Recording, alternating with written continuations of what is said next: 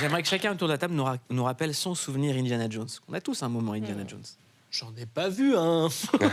Comment ça? Sérieusement? Ouais, j'ai pas vu un seul Indiana Non. Jones. Ouais. Vous êtes déçus?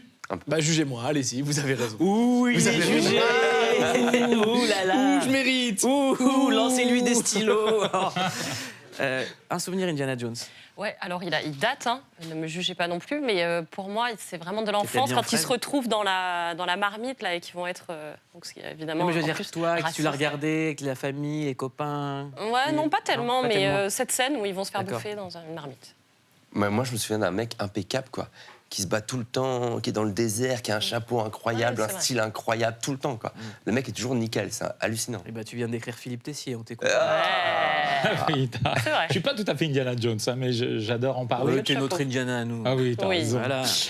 Il est de retour, c'est ce qu'on peut dire. Après 15 ans d'absence, Henry Walton Jones, alias Indiana Jones, revient conquérir le monde avec son fouet, son chapeau, son blouson. Et bien sûr, il revient Vraiment un avec... pitch de soirée chelou. Hein, sur... Oui. C'est le 5e opus de la saga qui est toujours produit par les deux papas d'Indiana Jones, à savoir George Lucas, le papa de Star Wars, mais aussi l'incontournable Steven Spielberg. Il y a très peu de choses qui ont fuité sur ce film.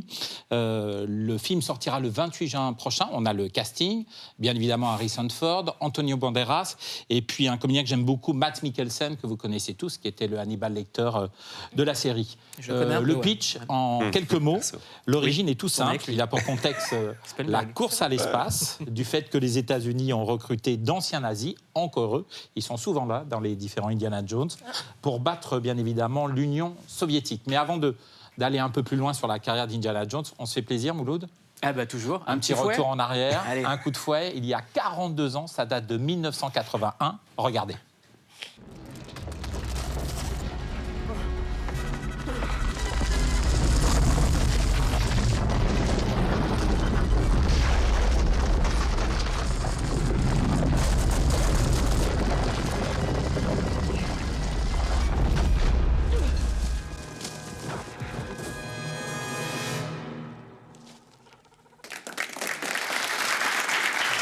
La fameuse scène d'Indiana Jones. Alors, quelques mots sur Harrison Ford. 81 ans, ça reste avant tout une carrière exceptionnelle qui a démarré en 1966.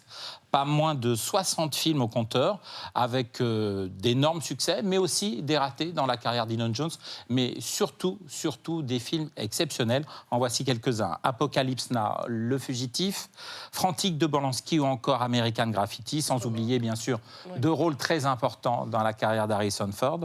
Star Wars, dans ce rôle de Han Solo, un rôle qu'il a décroché devant plusieurs comédiens, Christopher Walken, Kurt Russell ou encore Al Pacino, avaient été pressentis pour le rôle très sombre de Han Solo.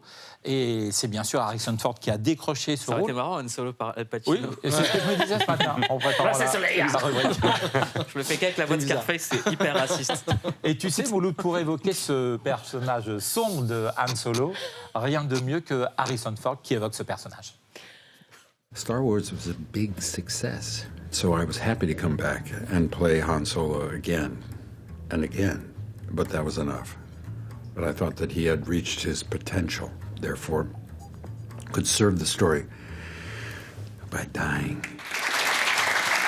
Et on ne peut pas passer sous silence un autre film important de la carrière d'Harrison Ford, c'est Blade Runner, un film de science-fiction sorti en 1982, où il joue un flic, Rick Deckard, un Blade Runner en charge de tuer les réplicants qui sont des androïdes qui ne respectent pas la loi.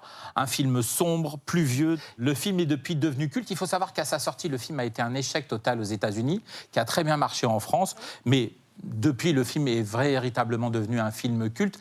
La petite info, entre 1982, date de sortie de film, et 2007, pas moins de 7 versions ont été proposées au public. Des versions remaniées, avec des scènes enlevées, des scènes rajoutées, les commentaires de Ridley Scott, qui à l'époque sont sortis sur différents un réveil. supports. C'est Harrison Ford qui nous appelle. Ah, pardon. Non, c'est un réveil. Je dois faire ma compta. Ouais. Ah, Allez, bah, hop, je vais pilule. vous- Rudy va faire cette trompe-là. À très vite. Merci. Bref, pour se replonger dans l'histoire de Blade Runner sans réveil, regardez les images.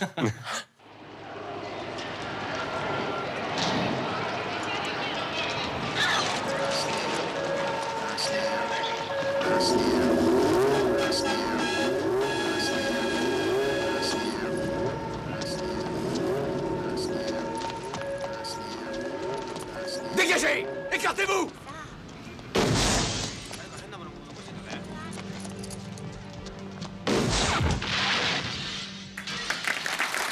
Un dernier mot, Mouloud. Indiana Jones et le cadran de la destinée sortira pour le public français le 28 juin prochain. Voilà, tout est dit. Merci, mon Philippe. On Avec applaudit plaisir. Philippe Tessier.